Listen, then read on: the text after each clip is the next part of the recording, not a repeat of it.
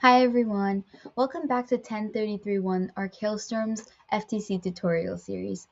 My name is Selena and today I'll be teaching you guys how to use different methods to create reference planes on Onshape. I'll be using various examples so you guys can not only learn how to create planes using different methods but also learn when to use certain methods. So when we first open up a part studio, we can see three different planes: top, front, and right. In reality, there's nothing really special about these planes. There isn't really a front or right in 3D space, and those are just the names that we give.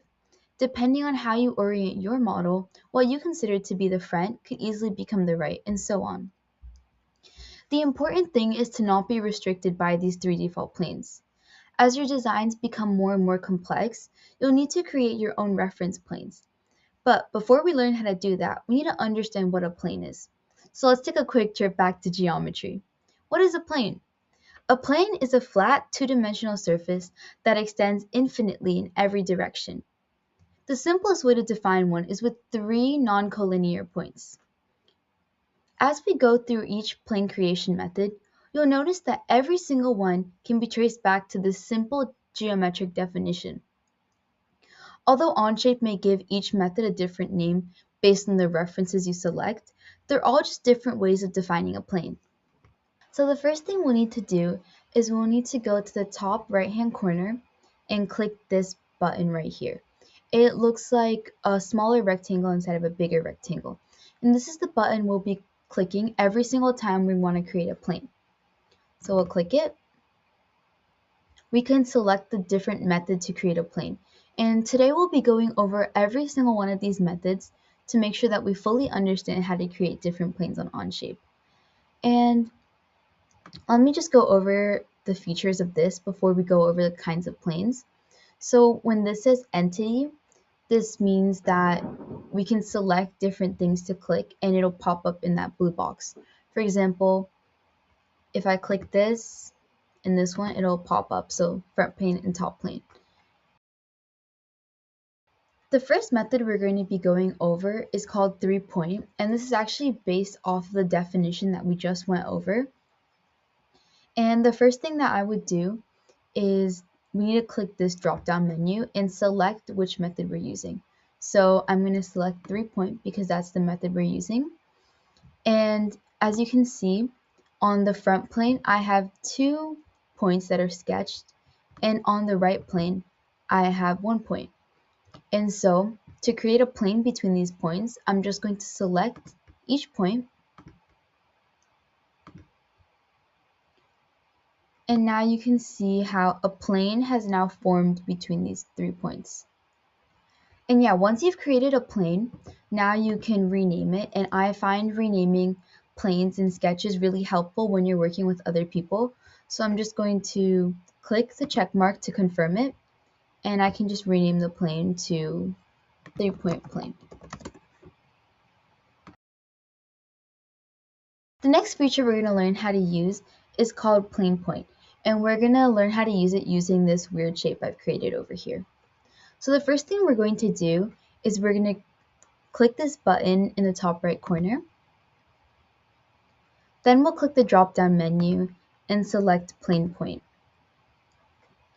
So what this feature does is it takes a plane that's already existing and creates another plane that's parallel to it at a certain point. So, for example, this plane over here, the one that I've highlighted, I'm going to click this, and let's say I want to create a plane that's parallel to this at this point right here where this triangle is.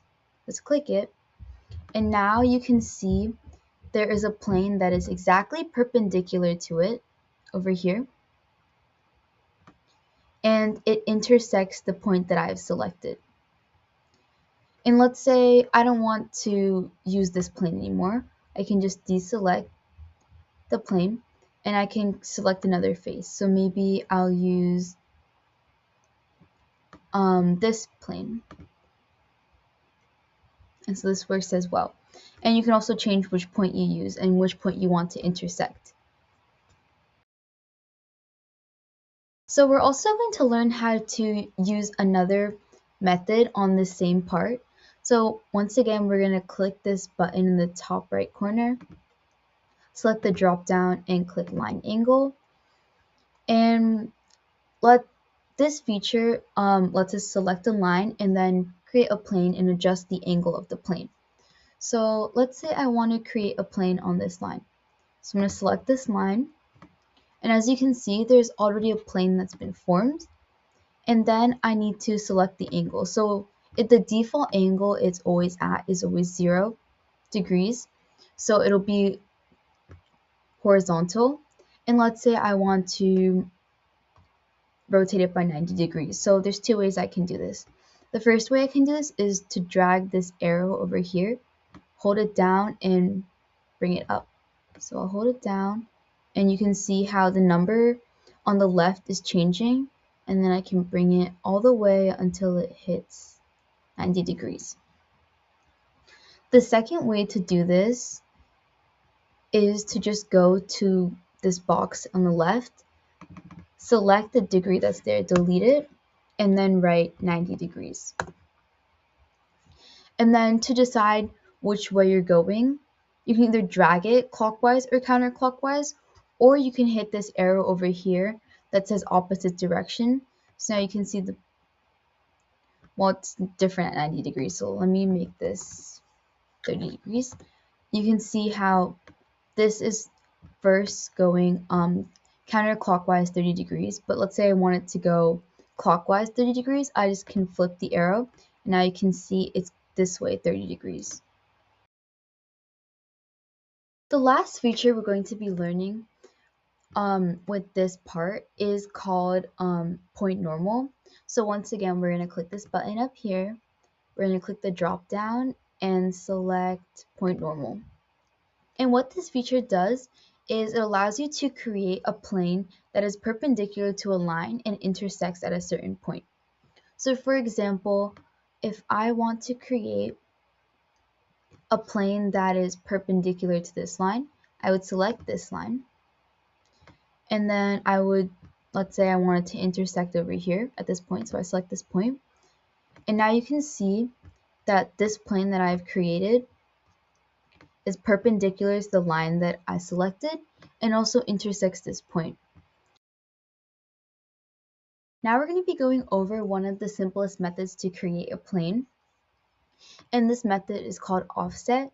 And what offset means on Onshape is that you basically create something using the reference point that's a fixed distance away from it. So for example, let's say I want to create a plane that's just like this front plane, but I want it to be, say, 5 centimeters higher.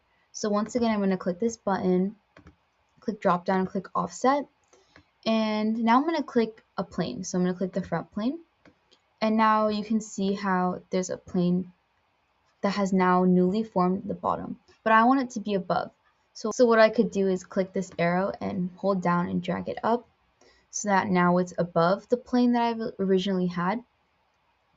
And I could adjust the distance by just dragging it and looking at the number on the left side, or I could delete the distance that's already here and add 5. So now I have a plane that is 5 centimeters above my original plane. The next feature we're going to be learning is called midplane, and like its name, it literally takes the middle between two planes. So if you have a plane over here and a plane over here, it'll create a plane in the middle. So for example, on this tube that we have here, if I want to create a plane that's right in the middle of both of the left and right sides over here and over here, I'd once again click this button, select midplane for my drop down, and I would simply select this plane and this plane, and you can see how now there's a new plane created in between these two planes. So from here on out, I'm going to be teaching you guys how to create planes with curved surfaces, because unfortunately you cannot create sketches on curved surfaces like this one I have over here. And this is because a plane is 2D and it's flat, but a curved surface doesn't have one singular direction. it changes continuously from point to point. And because of that, there isn't a flat plane that can perfectly match the entire curved surface. So I'm going to be revisiting the very first feature that we learned, which is called 3-point. And what I'm going to try to do is I'm going to show you guys how I would use this feature when I'm faced with the curved surface, because obviously I can't sketch on this. So what I want to do, for example, is let's say I want to create walls for this ramp. So the first thing I would do is I would want to create a plane that kind of goes from here to here. So I'm just going to show you guys a quick visual of what I want it to look like. So kind of like this, I have a plane that sits from this top point all the way to this bottom point down here.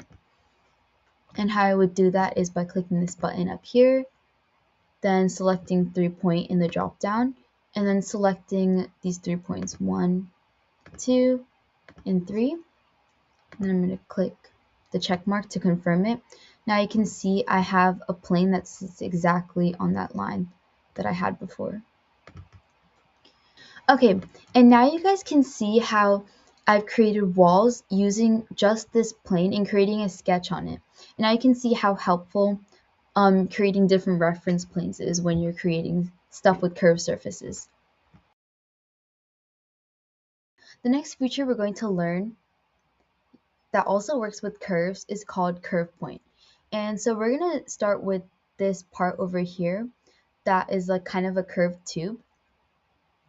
And what this method allows us to do is it allows us to have a curved line and a point and create a plane that is perpendicular to the curved line and intersects the point.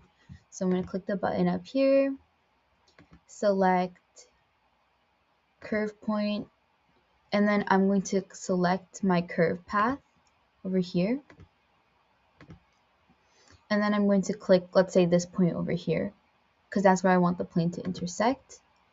And now you can see a new plane has formed that is perpendicular to this curve and also intersects at this point. And this method of creating planes is especially helpful when you're using features that deal with curves such as sweep and loft. So the last feature we're going to be learning today is called tangent. And this feature is not used that frequently, and it best works with cylindrical objects such as like a roller or the object that I have right here. And what this feature allows us to do is let's just take a curved surface and just create a plane that is directly tangent to it. So I'm going to click the plane button, select the drop down, and then click tangent. And then you see this like curve around the two circles. I'm going to select that. And you can see how there is now a plane that is tangent to the circle over here or perpendicular to the surface. And to make this more precise, what you can do is you can select a point to make it tangent to that curved surface and intersect at that point. So over here, there's a couple points, so I can click this one, and now you can see it intersects that point, and it's still perpendicular to this curve. And there you have it. Now you guys all know how to use different methods to create reference planes on Onshape. And as always, the more you practice, the better you'll get at Onshape. If you guys have any questions, feel free to ask us in the comments down below. And stay tuned for our next episode, and thank you so much for watching.